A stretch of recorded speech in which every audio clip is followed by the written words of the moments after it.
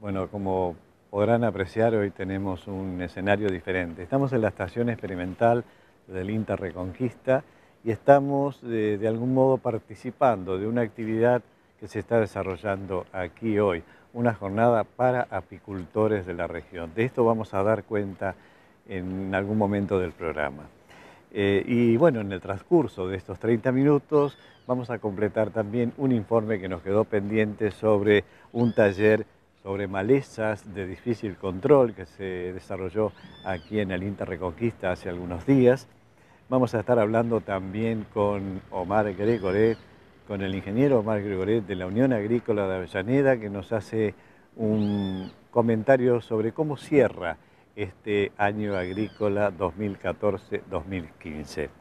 También estuvimos participando en el transcurso de la semana de una jornada de intercambio y planificación. Estos fueron 2 días en la localidad de San Javier, una jornada de intercambio y planificación del proyecto de cambio climático. En realidad este es un proyecto que tiene un nombre mucho más largo y más complicado, pero lo sintetizamos de ese modo, proyecto sobre cambio climático. De eso vamos a estar hablando también brevemente, por supuesto, y dejamos pendiente un comentario más pormenorizado y más profundo para nuestro próximo programa.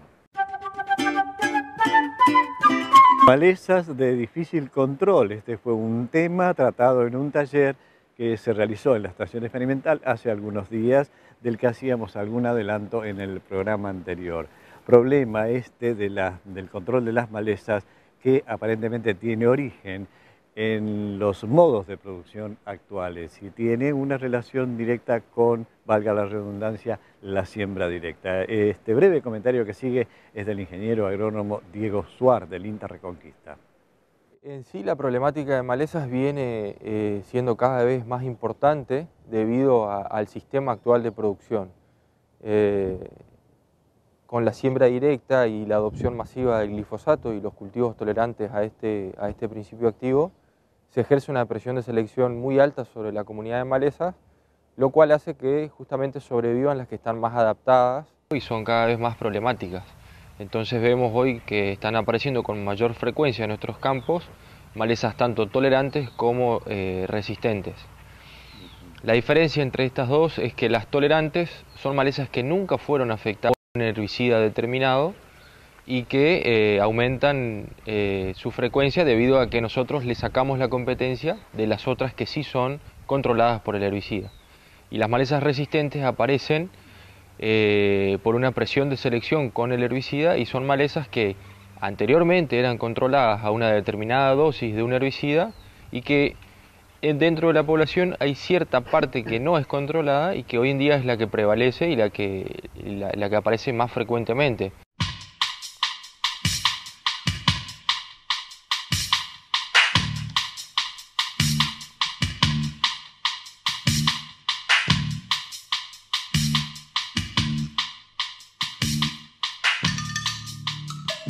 También tenemos presencia nosotros y prevalencia en los lotes de malezas tanto resistentes como tolerantes, dentro de la cual la más importante como resistente que tenemos hoy en día es el sorgo de Alepo, que es resistente al glifosato, y dentro de las que tienen ciertos grados de tolerancia hay varias que se pueden mencionar como de malezas de hoja ancha, como la rama negra, muy conocida ya y mencionada por muchos asesores y técnicos. Después también tenemos otras especies de hoja ancha como son los triodanis o las violas, los ibantus, varias especies que están presentes ya desde el barbecho, y dentro de las monocotiledóneas o gramíneas tenemos especies problemáticas o tolerantes como los cloris y ticlores, y están empezando a ingresar especies como Digitaria insularis, pasto bandera, que está ingresando desde el norte, y Papoforum, que ingresa desde el oeste, digamos.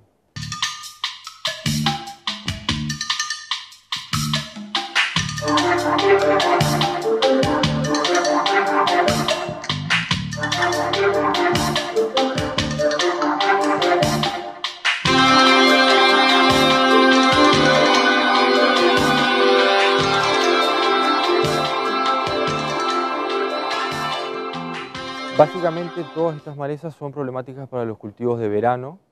La gran mayoría se instalan durante el periodo de barbecho y si no realizamos el control de manera oportuna en el momento en que son más susceptibles, después prolongan su ciclo y conviven con el cultivo y hasta inclusive generan problemas en la cosecha de los cultivos. Es decir, que todos los cultivos estivales son los que se ven más perjudicados, digamos, tanto partiendo desde el algodón, maíz, sorgo, girasol y también la soja misma.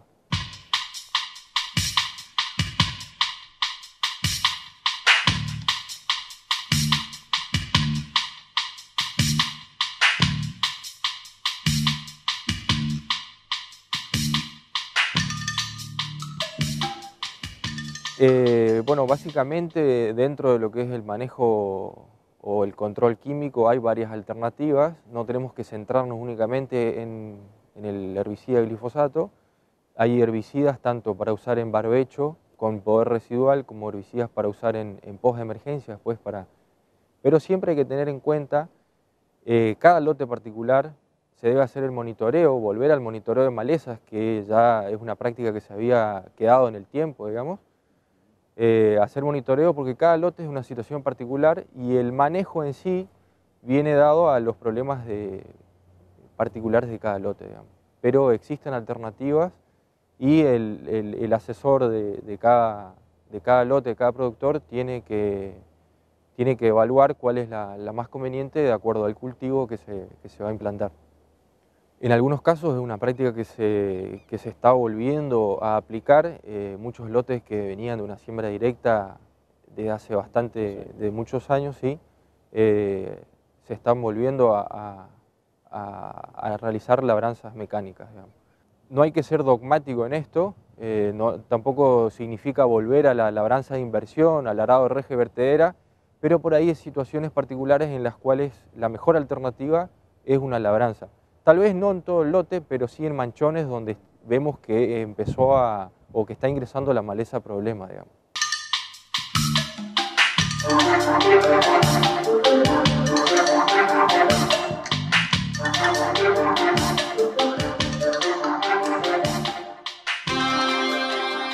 Les decía al abrir el programa que hoy vamos a tener la presencia del ingeniero agrónomo Omar Gregoret de la Unión Agrícola de Avellaneda, haciendo un repaso, un recuento de lo que fue en nuestra zona el año agrícola que está cerrando precisamente en el mes de junio, o que cerró precisamente en el mes de junio.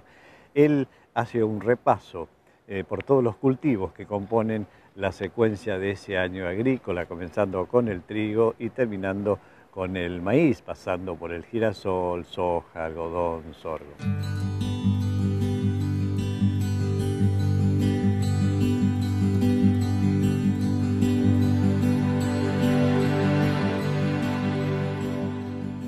Es una campaña en la cual hay algunos aspectos importantes a tener en cuenta. El primero de ellos es el factor climático, porque recibimos en una zona importante de nuestra región un problema de granizo que en algunos casos hasta se reiteró allá por el mes de octubre, lo que hizo que afectara una parte importante de la producción que había en ese momento, fundamentalmente me estoy refiriendo a trigo y girasol, teniendo en cuenta que esto ocurrió precisamente en el mes de octubre. Después tengamos en cuenta que es un año con excesos hídricos. En muchas de las poblaciones de nuestras localidades ha llovido más del 50% de lo que es habitual para un año normal en nuestra región. Por lo tanto, hubo importantes periodos con exceso hídrico que afectaron a algunos cultivos, que retrasaron los periodos de siembra de otros y que a pesar de los excesos hídricos también contábamos en el mismo periodo agrícola con algunos periodos con deficiencia hídrica. Entonces esto ha desarrollado algunos aspectos como por ejemplo el tema de rendimientos que en general tienen una gran disparidad entre zonas y entre productores.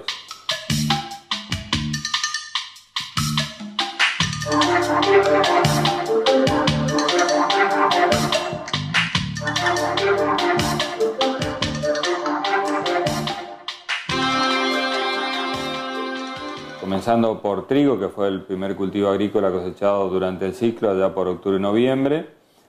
Hay productores que cosecharon promedio de arriba de 2.000 kilos por hectárea, que para lo que es normal para nuestra zona es bueno, es más que aceptable, mientras que otros afectados por granizo no han cosechado prácticamente nada. El promedio en general de la zona nos da un promedio aceptable para lo que es normal para un trigo de nuestra región, pero con esa disparidad que decía recién, desde 0 a altos rendimientos en otros casos. Continuamos con girasol con una situación parecida. Sobre todo la zona norte tuvo buenos promedios de rendimiento, pero la zona afectada por granizo, los rendimientos fueron realmente bajos, en algunos casos todavía más afectados por este fenómeno ocurrido ya por el mes de octubre. Normalmente cuando hacemos estadística lo perdido no entra, por lo tanto estamos hablando de lotes por lo menos cosechados. Y para cosechar un lote normalmente se requiere entre 300 y 500 kilos como mínimo, porque de lo contrario es más alto el costo de cosecha y comercialización que el ingreso que esa producción puede estar dando.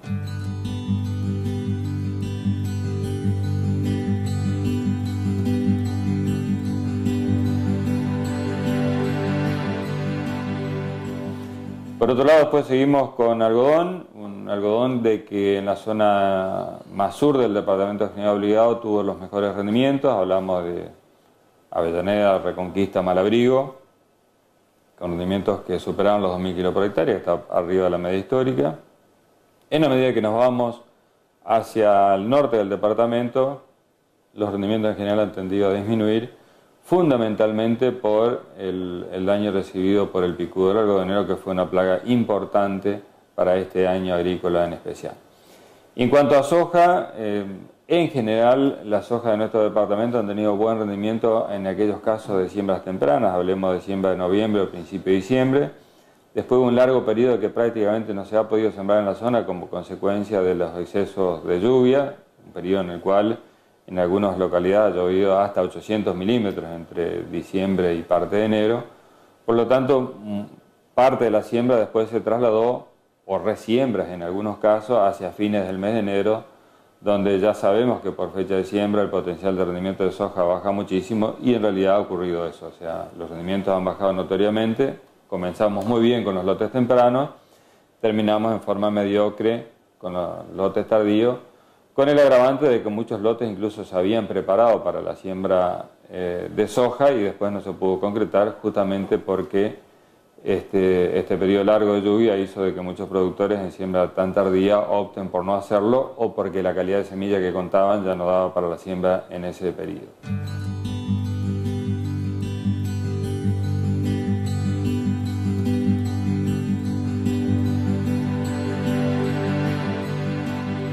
Por lo tanto, desde el punto de vista productivo, en el departamento de General Obligado tenemos que hablar de una disparidad muy grande, productores que obtuvieron buenos rendimientos promedios y otros que han sido bastante magros. Lo que sí es común para todos los productores son los malos resultados económicos, porque teniendo en cuenta los costos actuales de producción, que en los últimos años ha tendido a elevarse, fundamentalmente como consecuencia de una necesidad de mayor uso de insumos, entre otros aspectos, por una aparición cada vez más fuerte de malezas tolerantes o resistentes que hacen mucho más costoso el control de las mismas, y por otro lado una bajante muy pronunciada en todos los granos, algunos más, otros menos, pero en general una bajante en todos los granos. Por lo tanto tenemos aumento de costos y bajante de precios de la producción, lo que hace que la ecuación económica hoy para el productor agropecuario sea sumamente compleja. Yo diría, a nivel país es complejo en lo que es agricultura, y en nuestra zona, a partir de los rendimientos que tenemos, a partir de la distancia a puertos, por lo tanto hay un costo de transporte importante respecto a la pampa húmeda, hace que esta situación todavía sea más compleja.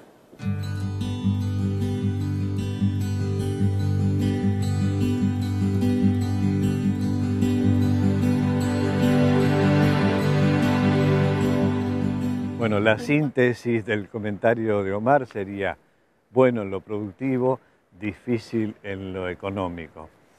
Y vamos ahora por un momento a esta actividad que se está desarrollando en este momento cuando grabamos este programa aquí en el INTA Reconquista. Es una jornada para apicultores de la que están participando entre 50 y 60 productores apícolas de aquí de la región. El comentario es de uno de nuestros compañeros que fue uno de los organizadores de este encuentro, el técnico Hernán Faín.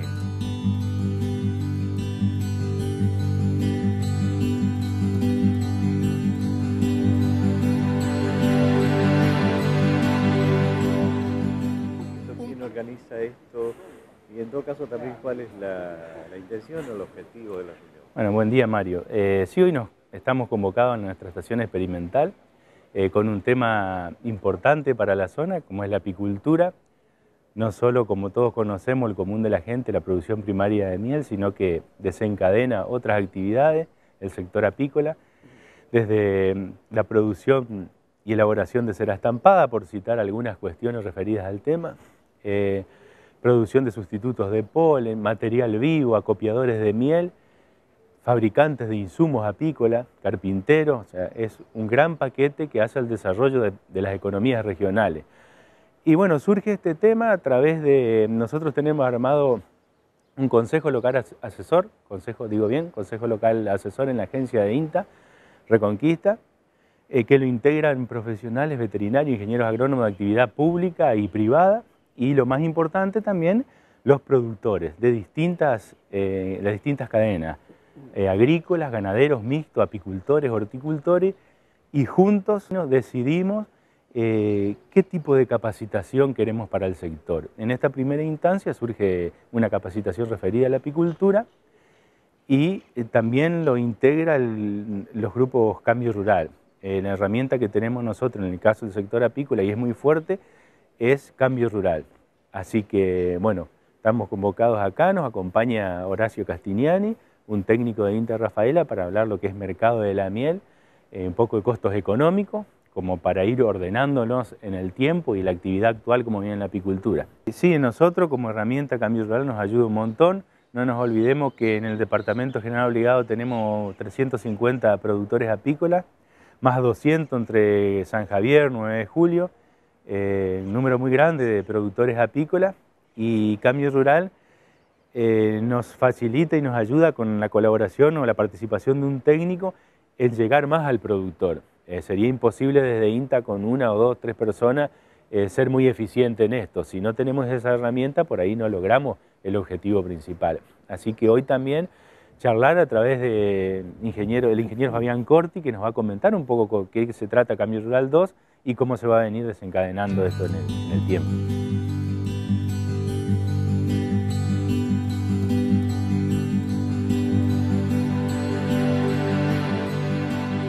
Y vamos ahora a lo que mencionábamos al principio, esta jornada de intercambio y planificación que se llevó a cabo en San Javier los días 1 y 2 de julio. Esta jornada que tiene que ver con un proyecto de cambio climático que se está desarrollando en distintas provincias argentinas, proyecto del que intervienen INTA, Cambio Rural, INTI y Secretaría de Agricultura Familiar. Lo que vamos a hacer hoy son algunos flashes, algunos momentos de este encuentro que prometemos ampliar y profundizar en nuestro próximo programa. Han intervenido más de 70 técnicos de distintos lugares del país, de distintas provincias argentinas, y también algunas personas que son beneficiarias de los proyectos ya o de los trabajos que ya están en marcha a través de este proyecto. Cerramos entonces con esto y nos despedimos.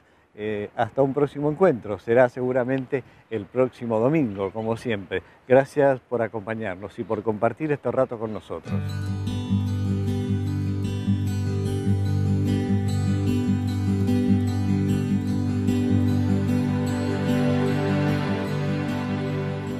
Estamos acá reunidos representantes de varias instituciones, de la UCAR, del INTA, del INTI y de la Secretaría de Agricultura Familiar, que nos convoca, sería el módulo 1 del proyecto de adaptación y resiliencia de la agricultura familiar ante el impacto del cambio climático. La idea es estar intercambiando experiencias de las distintas emprendimientos que se están llevando en los territorios. Particularmente acá en San Javier, el primer día lo que se mostró fueron 13 bombas que se implementaron en la localidad de La Brava durante el presente año. Fueron unas obras que comenzaron durante el mes de enero, son todos pequeños productores con diversidad de emprendimientos productivos. Es un proyecto internacional que aplicaron una serie de instituciones nacionales, en el cual se encuentra la Unidad para el Cambio Rural del Ministerio de Agricultura, el INTA, también del Ministerio de Agricultura, la Oficina de Riego Agropecuario del Ministerio de Agricultura y la Secretaría de Ambiente y Desarrollo Sustentable de la Nación. Todas estas instituciones nos organizamos para presentar una propuesta de proyecto al Fondo de Adaptación al Cambio Climático de las Naciones Unidas, que fue beneficiado con un proyecto de 5,6 millones de dólares para trabajar en un área muy amplia de 4 provincias, toda la provincia del Chaco, el este de la provincia de Santiago del Estero, el norte de Santa Fe y el oeste de Corrientes, básicamente porque allí se estarían produciendo los mayores efectos, ¿no es cierto?, del cambio climático a nivel país, sobre todo en lo que hace a eventos hidrológicos, ¿no es cierto? El INTI ha firmado un convenio con el INTA, un convenio específico para hacer asesoramientos técnicos y capacitaciones en este programa de apoyo a los productores en relación al cambio climático. Ese apoyo técnico principalmente se basa en esta etapa en el asesoramiento en tecnologías de acceso al agua, principalmente al agua subterránea. Es un área de vacancia tecnológica en el Estado Nacional, la parte de dispositivos, herramientas, métodos, en general tecnologías para acceder a los recursos hídricos que están en el subsuelo.